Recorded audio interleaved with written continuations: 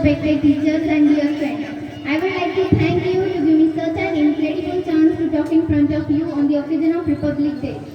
Myself, Rumaisa Arshad Pathan. Before I proceed with my speech, I would like to extend my heartiest congratulations to all of you who have gathered here on the occasion of Republic Day celebration. That we all here to share the pride of a great nation has gathered. Today we have gathered here to celebrate the 71st Republic Day of Free India.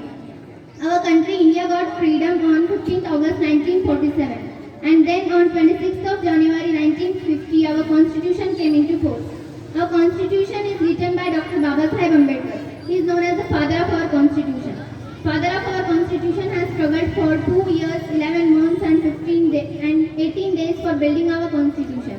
This is a very special day for every Indian because on this day our country got its constitution and became fully sovereign. So thank you and have